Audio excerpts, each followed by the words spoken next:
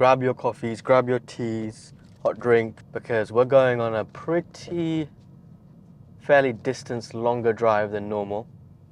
And I just thought, you know what, let me just take you on. And I want this episode to be very chill. I'm gonna go rambling on about random subjects, random topics that's going on in my mind at the moment, things that have happened, things that I'm thinking about, things that just in general, life and learning lessons. It's going to be so random, but I'm obviously going to put some timestamps so then maybe if there's a specific thing you want to come back to, we can just chill and rewatch that bit. But yeah, let's go on. 1 month and a half into being 25 years old, and of course, like nothing feels different. I don't feel like once I hit a new age, I don't really feel like, oh wow, new level unlocked. It's more so just an accumulation of experiences, right? But at the moment, I think things are going well.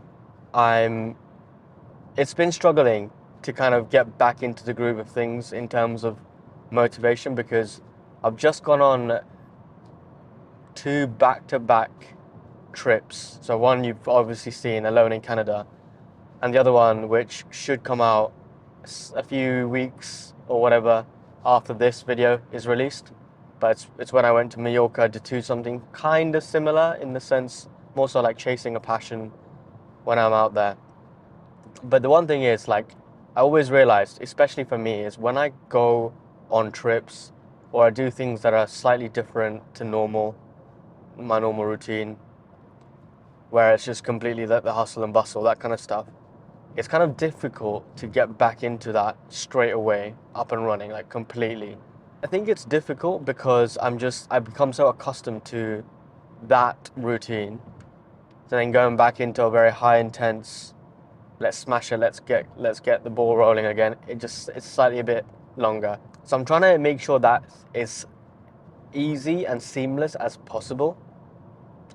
And I think the way to do that is just kind of dive in first. And that's what I've been doing. So when I came back from Canada, I had about a couple of weeks.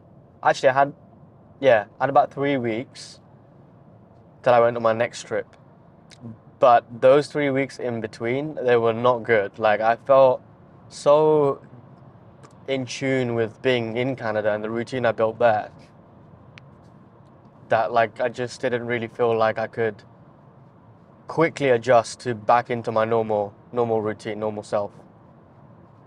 But then now I've come back from the second trip, and it's been, I would say, 3 weeks.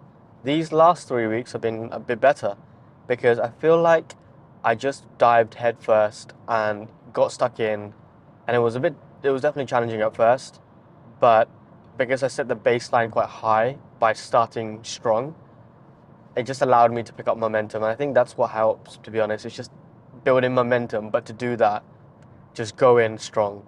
Well, at least for my case, I felt like if I went in strong, I feel good. And today, I'm not gonna lie, it's been a very productive day at work. And I'm just gonna try and continue that, and the longer I can be in that state, the more momentum I build, and the easier I can switch into being in a flow state, as you can say. Actually, one of the things I want to talk about, and I'm not going to lie, like, it's not something I can always relate to when it comes to talking to people. I think I've got a few friends, very close friends, that I can talk about it because we're on fairly similar wavelengths when it comes to that. But more so, it's kind of an individual, lone journey. But I'm not going to lie, guys, like, I'm 25 now, and the mindset I have towards hard work and just work in general is so different to what I had when I was, 23, 22, 21, 20 for sure. Like, it's just improved and it's just changed drastically. And why I say that is because I've been thinking about this quite a lot. I love working, right? That sounds crazy to kind of say. Actually, I don't know if it sounds crazy. I'm proud of it, but I think if I was to tell myself this maybe a couple of years ago, I would think I'm pretty bonkers and, like, you could say stuck in the matrix of being in a 9 to 5. And I'm not gonna lie, I actually really like being in a 9 to 5, and it's not the work itself, but it's It's the growth I personally see within myself from putting in a lot more hours than I'm meant to do, you could say. Like, I'm meant to do 8 hours a day at work, but I often end up doing maybe 10 hours, 12 hours, sometimes even 15 hours. And it is tiring for sure, but I don't know, there's something about it being very strenuous and long and boring. I kind of like it. I don't know what it is. Like, I really do like it. I find joy in just pushing myself, and I find joy in putting a lot of hard work in. And is it the joy of actually doing the work? Maybe a little bit, but not the most part. I think it's more so, like I mentioned, it's the effect of what it can bring, and the effect that it can bring, and it has done, is seeing personal growth. And what I mean by that is mastery. And actually, it's a conversation I kind of had, and it really opened kind of my eyes. And you know, this does happen a lot when I speak to like people that bring a new perspective, or answer a specific question that's always been looming in my head. And I feel like I just, I can feel like, wow, like I completely understand, and it just clicked, right? A couple of weeks ago, went up with one of my friends who I haven't seen in a while. He's also a YouTuber. I've just recently dropped videos with him, and actually that whole video is on my channel now. His name's Jason. Shout out to you, bro. But me and Jason, we were just talking, catching up. And one of the things I had a question was, should you follow passion, or should you follow not your passion? And for the most part, I was always thinking like you should always follow your passion, because basically with your passion, you can allow yourself to essentially keep going in that thing. But to be honest with you, what I realized is that no matter what your passion is, now, for example, you could have a passion in baking cakes, right? You can have a passion in playing ultimate frisbee. You can have a passion, in my case, of creating content and making content. But you got to understand that passion gives you that initial huge momentum XP, you could say. That thing, that drive initially, that can really help set the boat and set it sail for it to cruise across the ocean. But at the end of the day, you still have to get the motors on. You still have to paddle to keep going. And to an extent, you could say that passion allows that, because you're always in love with that thing. But in reality, there will always be points where you're fed up, and there will always be points of like, you can't be asked, or you don't want to do it. That will always happen, regardless of what you call your passion, or whatever. And most of the time, people just tend to stop. And I can speak from my own experience. Like, I didn't know what my passion really was, or at least I didn't define it. I always knew that I really enjoyed creating content. I really liked video editing, filming, and everything, and making YouTube videos. That I would classify that as my passion for sure. But the thing is, there are moments, there are times where I just defo can't be asked, but I just do it anyway because I just love it. Potentially, like, I would be less inclined to do this if I had like 10 subs, right? At the moment, as I'm speaking, I've got 1.88k, and that's the most amount of subscribers I've ever had. And that is pretty, like, I don't know, it feels good. And that's only become a reality because I've made nearly over 150 videos and keep on counting. Like, it's also the amount of hours I put in, not just for this channel, but all the channels I've had in the past and failed in the past. Like, it's allowed me to really become competent. Well, getting more competent, because I wouldn't say I'm competent, because if I was fully competent, then I would be like, I don't know, a huge YouTuber, and I want to get to that stage one day. But for the most part, it's allowed me to build that momentum, and through the XP, through the amount of repetitions done. And this is the point that Jason kind of mentioned to me, and he said that you shouldn't be chasing passion, you should be chasing mastery. And bro, when he told me that, and I listened and I understood it, and that whole video is already up there, so go check them out. But it made complete sense. It made complete sense, and I can explain why and how it's actually made sense to me and what was going through my head. Because when you follow mastery, you follow your full competency. Like you follow your your ability to deliver and your confidence, right? Your confidence just spews. And I can give you an example. So, at the moment I'm in I work a 9 to 5, and I work in it's not necessarily sales, but it's very relatable to sales. And it's more so market research. And, I have to get on the phone. I have to do some cold calls for sure every day. I have to keep persevering with cold emails, winning prospects, all that kind of stuff, all that jazz. And when I first started, for the first year or so, I didn't really do any of that. And I wasn't that great at all, I'm not going to lie. But I knew I wanted to do better, and I just kept trying and kept trying. And I just put volume of cold calls and stuff like that. And I'd get so many rejections, don't get me wrong, a lot of rejections. But I kept trying. And when I kept trying and I kept, from trying, I kept learning. So I'd put in a lot of hours of just speaking to people on the phone, persevering through emails. After all of that, I felt like I was getting somewhere. I felt progression. And when I say I felt it, what I mean by that is I saw it because I can track my metrics, I can track my stats. I was doing well. There was also byproducts of that. I'd earned my most ever amount of money in 1 month in just by, putting in a lot of hours. And yeah, and that felt good. Like that was like an instant boost, and that felt good inside. And then I started obviously getting, from that, people started recognizing me, and that was a different hit, right? It was different. Like, I'd get shout outs, I'd get praise and from other people my age, but also people older than me, from managers and whatever. I'd win prizes. I've been winning, like, I basically won a PS5 over the last couple months by just persevering and doing a lot of work. And that was just like a little bonus, right? So it was just things like that, like, just helped.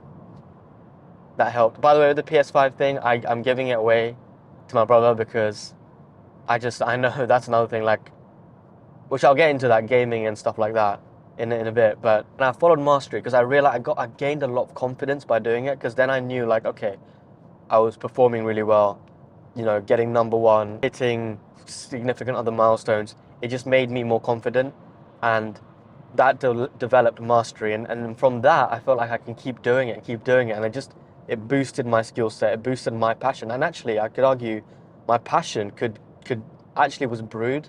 So actually, a lot of people, right, and I can fully understand, a lot of people ask, and also when I have conversations, it's like they don't know what their passion is. And I think that's completely fine. If you don't know what you're passionate about, that's perfectly fine. You shouldn't really spend too much time worrying about what you're passionate about, because if you're going to be operating in that realm of worry, then realistically, you're not going to be able to put in work for you to progress and actually find out what you're good at and actually find out what your passions are. So then I'd argue, instead, find just a few things that, like, tick your appetite or whatever, or tick some boxes, and then start working on them and see if you can build mastery. And once you've built mastery, then that passion is just like, it fills up as well. So one thing I realized is I didn't even give this too much of a thought, but I remember I really like talking to people. I really like persuading people and like selling, basically. But I didn't know I liked selling. I had a very negative connotation towards sales and selling itself, because I didn't really think it was for me, and I didn't really think, it was what I wanted to do for sure. I didn't know. And basically, I remember when I was 15 years old, right? Actually, it's like 15, 16 years old. At school, we did this thing where we had to, like, form a little group and make a small little business, you could say. And what I did with my team, I wasn't leading it or anything, but what we did as a team was basically we got old, like, glass bottles, and we cut the tops off, and then we made them into candle holders. So you'd get like a Coca-Cola glass bottle or like a beer glass bottle, cut the tops off, and we would make candle holders, and that was our business. It was just like, it was kind of stupid, but at the same time, like, we were 15 years old. We were like, wow, this is amazing. This is like the next level, or like the next innovation concept or whatever. And we were really like pumped by it. And we made quite a few of them. And then for the challenge, you're competing against other teams, not just in your school, but in other schools in the area. And we'd have to go into town. We'd have to pitch it to random people that we come across and basically try and sell it. So without even me thinking about it, like, I realized during that time, I really liked going up to people and pitching the product and trying to sell the product. But I didn't think of sales. I didn't have any of that in my mind. All I just thought of, like, cool, can I get some money for selling this amazing glass candle holder that's made from recycled glass bottles? And I remember I really like doing it. And I got a few rejections, but I also got a few sales. I think those sales were more so because they were being a bit sympathetic towards a 15-year-old trying to sell it. But yeah, that was pretty cool. Like, I know I liked it, and I didn't really do anything. And to be honest with you, I went into STEM and stuff like that, so science. And I like science. I like being curious. I think that's why I like science. But I knew I didn't want to do it long term, and that's why I'm not doing it anymore. I followed kind of what society was telling me, what family was telling me to do. And then after university, I still didn't know what I wanted to do for sure. I had no idea. And all I knew was like, okay, I want to make sure YouTube, that's what I like doing. So I started my YouTube channel, well, this one at least, and it's going so good so far. And I want to take it, and I'll jump into another concept as well, which Jason also touched on.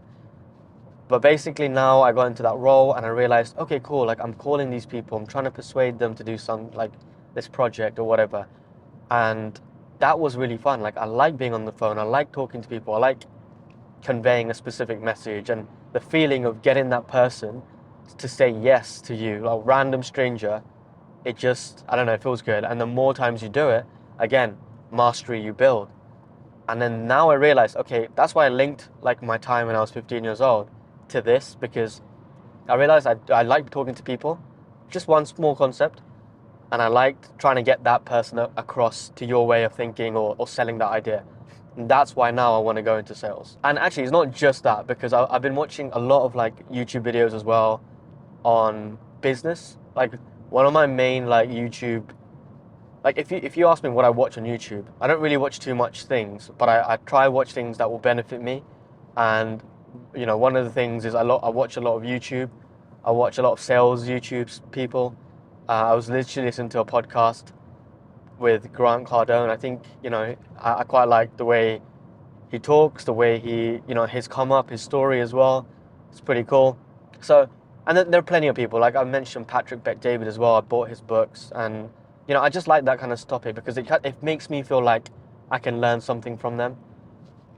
So that was it. Like, that's my kind of like, I like watching that kind of stuff and learning from that.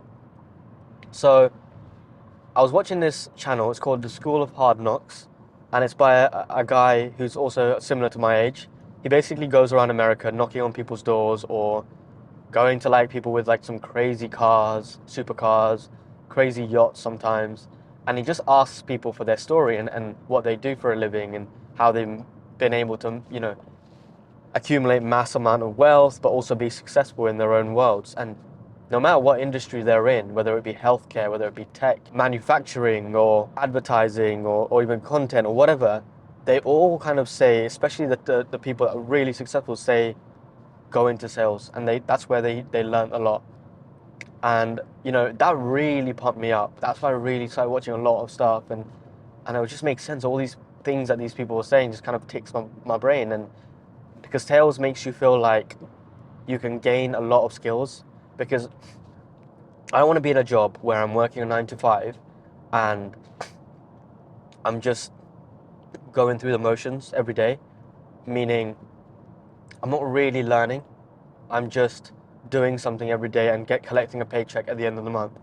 What sales is that it teaches you accountability, because you're not just collecting a paycheck, but you are accountable for how much you earn, meaning there's commission attached to it. So the more amount of hours that you put in, the more amount you'll get.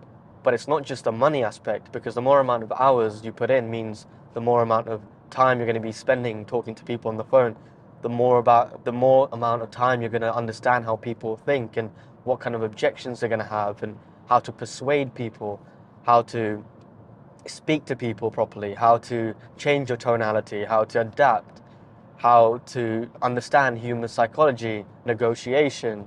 There is so much to it, and I feel that just is like amazing. To be honest with you, like that just the growth element is so high, and that's why I want to go to sales. Going back onto the passion thing, so I developed that passion because I didn't know about sales. I had a bad stigma attached to sales, right? But I developed that passion. Now I realize that I actually really like talking to people. I really like to help people with whatever mission they have. But along the way, it's the art of selling as well. So that's why I'm going into that. And that's why I realized that, you know what? This is a passion that I've just developed. Like, passions don't have to be born. Passions can be made, right? You can literally manufacture your passion. And it's how much you're able to kind of give to that allows you to basically build way more interest, because you're just doing it so much. And then because mastery then comes into play, right? When you feel like you're very good at something, then there is less likelihood that you will give up, because you know you're competent, you know your skill level. And now I feel a lot more confident. The person I was before, you know, when I wasn't really competent at something in particular or specialized in something, like I'm still not specialized in anything, but I feel way more progression than I did last year or the year before. So I think the more I can keep continuing this journey, and the more I continue to push myself and be curious and want to learn, I think it's just going to compound. And I think that genuinely is the key. The key is simply to keep wanting to do more. Like you have to, even when things are going well, you want to find things that you're not too good at and just hammer out those things, and then you just develop to become even better. And that's how you become that overall like fully competent person. And you know, I listened to this podcast recently with Cristiano Ronaldo, and Cristiano Ronaldo is one of my favorite footballers. Actually, he is my favorite footballer. The reason is not because of what he's done necessarily on pitch, or like, you know, his physique or anything like that, or whatever, but his mindset. I think his mindset is so amazing. It's so infectious to me. The way he speaks about motivation, the way he speaks about discipline, the way he speaks about his love for that sport, it just, I don't know, it makes me feel motivated, I'm not gonna lie. And to be honest with you, Cristiano, his mentality, his ideology, and even philosophy, whatever you want to call it, it can be applied to anything, right? Like if you think about it, I was just listening to the Grant Cardone podcast, and they were speaking about, you know, different people, but they all have, in different industries, but they all have that same kind of mentality, whether it be, so in sports, football, I mentioned Cristiano Ronaldo, but also in sports, you could talk about people like Michael Jordan, which I also respect, Kobe Bryant, huge one, Mamba mentality. But then you've got people in investing, for example, like Warren Buffett. You've got people in space rockets like Elon Musk or whatever, like people at the top echelon of their game. And to do that, they've fallen in love with that thing, but they've become competent along the way. And they've realized and understood that there's going to be difficult periods in that journey that they're on. There are going to be days where they're going to hate it. Like it's just simply, you can't not hate something you're doing every single day. There's going to be that day. There's going to be that time.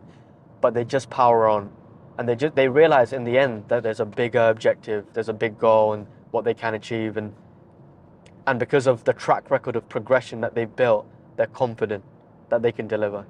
So I think that's honestly, like, you can transfer those kind of mentalities to anything. Whether you're a current student, you know, at school, whether you're a current university student, or you've just started your first job like myself. I mean, I've been in for 2 years now, but this is my first, I'm still in my entry-level phase. There's so much competence to be built. And so that begs to the question about YouTube as well, because for me, YouTube is a passion, and I'm still posting, right? Whilst working and developing another passion, you could say. Maybe YouTube was an inherent passion, something that stemmed from early on.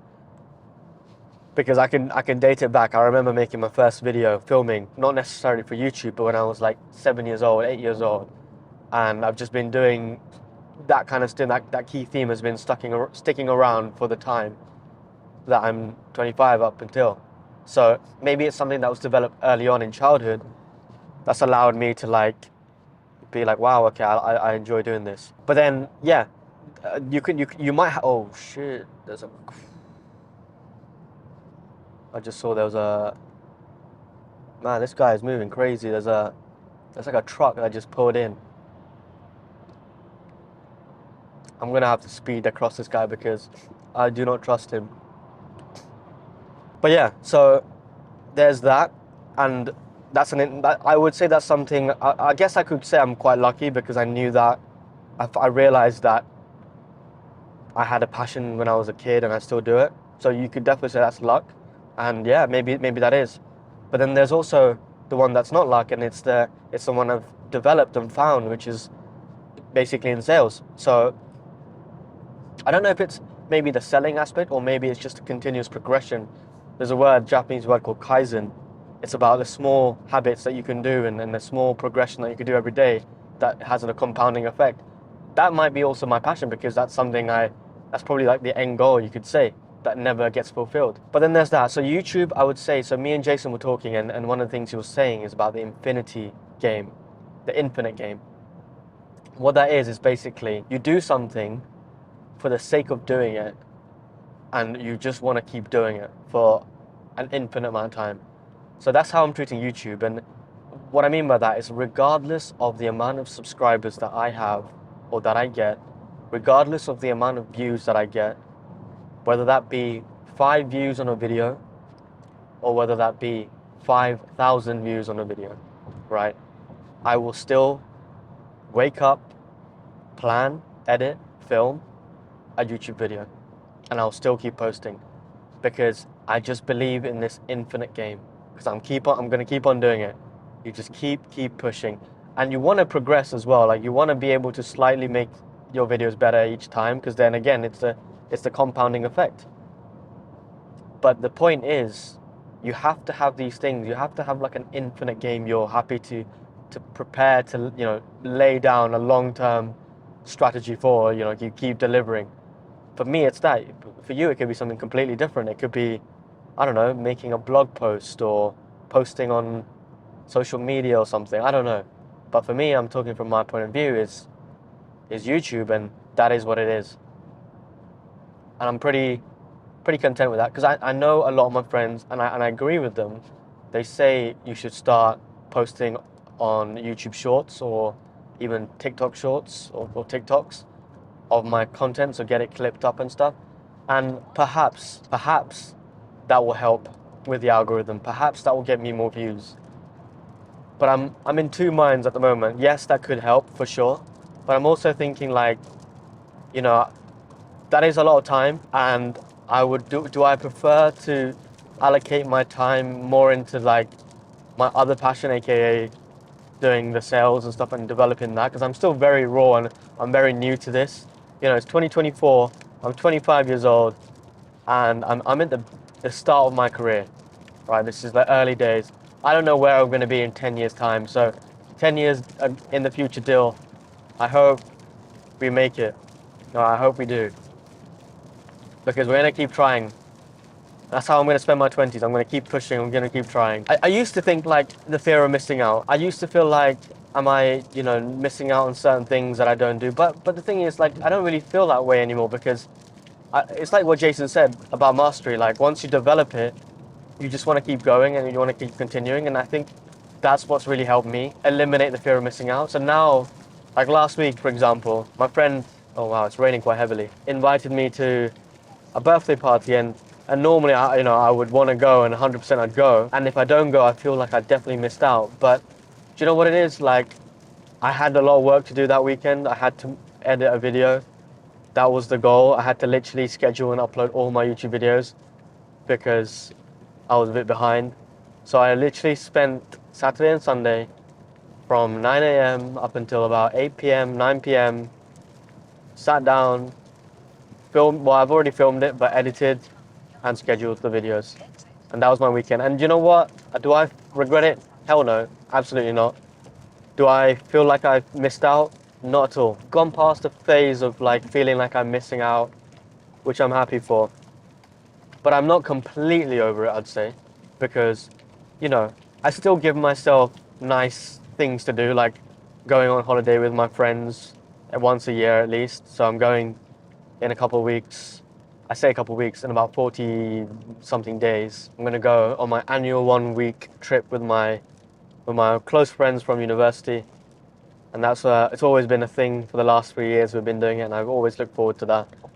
So yeah, like I do give myself those kind of breaks, and I'm happy to do so, but I want to be able to plow through. Like I want to be able to keep pushing and keep doing a lot of stuff, keep doing a lot of work.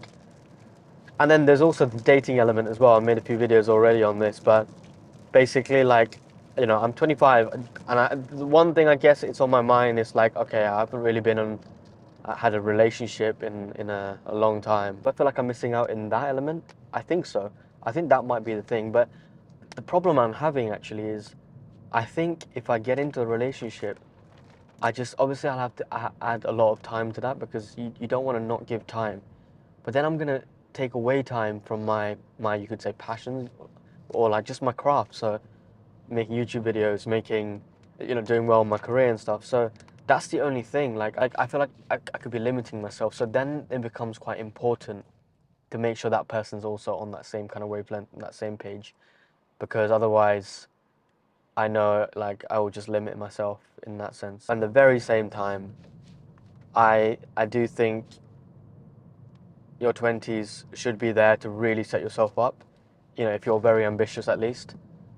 And I can't be that kind of person that can really settle very quickly and just follow what the script is saying, follow what society wants, follow like normality, or you could say like, you know, get a stable 9 to 5 and cruise through it, find a girlfriend, settle down, buy a house. I can't do that. I'm sorry. Like that genuinely bores me. I feel, I don't know. I don't feel like I'm fulfilled or satisfied if I do that. That's the only thing I'd say.